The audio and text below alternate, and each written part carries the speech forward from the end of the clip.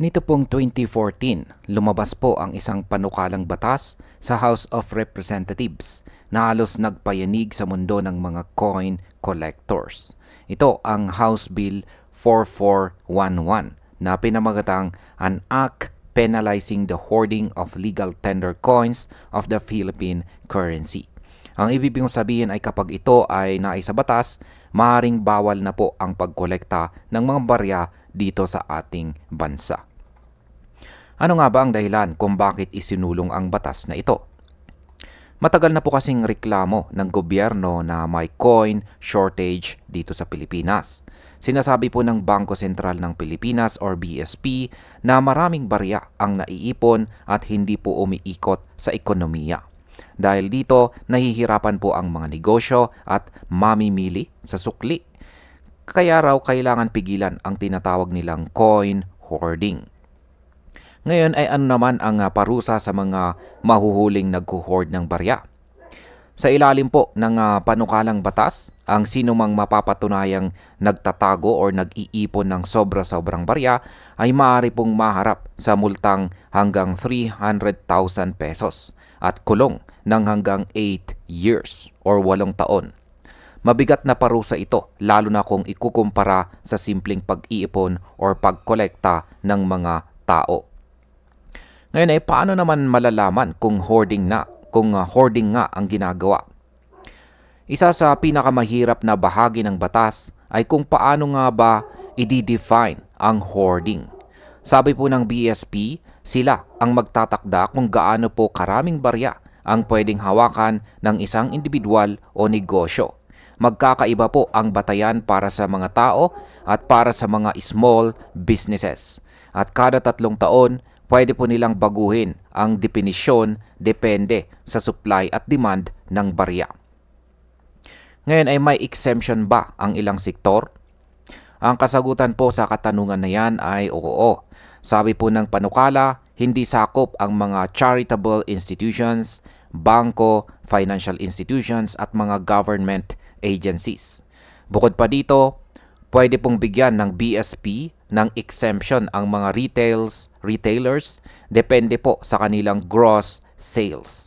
Ngunit ang problema, walang binigay na exemption para sa mga coin collectors at saka coin dealers.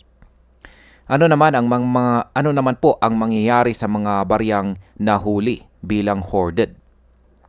Ayon po sa panukala, kapag nahuli na may hoard ka, kukumpiskahin at kukunin ng gobyerno ang mga baryang yan. Ibig sabihin, mawawala na sa iyo ang mga coins kahit pa bahagi ito ng koleksyon mo o pinaghirapan mong ipunin. Ano naman ang sitwasyon ng pera sa sirkulasyon noon? Ayan, ito pong nakalipas na taong 2013, ayon po sa datos, ay 97.1% ng pera sa sirkulasyon ay nasa anyo ng paper bills. Ang barya naman ay nasa 24.96 billion pesos ang halaga. At ayon po sa gobyerno, mas marami pang barya per person ang Pilipinas kumpara po sa ibang bansa dito sa Asia. Kaya nga raw lumalabas na maraming tao ang nagtatago ng barya imbis na gamitin ito. Ngayon ay may karanasan ba ang ibang bansa sa ganitong problema? Kung babalikan po natin ang kasaysayan, noong taong 1960 sa Amerika, sinisi rin ang coin collectors sa coin shortage doon. Pero hindi sila gumawa ng batas para parusahan ang mga nag-iipon ng coins. Sa Pilipinas lang nagkaroon ng seryosong panukala para ipagbawal ito. Ano naman ang epekto nito sa mga coin collectors dito sa Pilipinas? Kung naisa batas ito, siguradong malaking dagok sa mga coin enthusiast. Dahil wala pong exemption, ang simple at inosenteng pagkolekta ng mga lumang coins ay maituturing po na hoarding. Maaari itong magdulot po ng takot at unti-unting mawala ang coin collecting culture dito sa ating bansa. At sa kabuuan, sa akin pong pananaw, tama ang layunin na masigurong umiikot ang mga barya sa ating ekonomiya. Ngunit mali na parusahan ang mga collectors na may kasaysayan at passion sa coins. Dapat nagbigay po sila ng malinaw na exemption para sa mga coin collectors.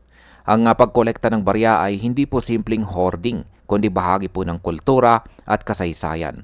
Kung nais talaga ng gobyerno na marisolba ang coin shortage, mas mainam po na mag-focus sila sa efficient recirculation programs kaysa pagbawalan ang koleksyon. At ayan, salamat po sa panunood mga kabarya. Kung gusto po ninyo ang ganitong content, huwag po ninyong kalimutang i-like ang video na ito, mag-subscribe at i-click ang notification bell para updated po kayo sa mga bagong balita tungkol sa pera, ekonomiya at coin collecting. I-share po ninyo ito para mas marami ang makaalam tungkol sa panukalang batas na ito. Hanggang sa muli, paalam.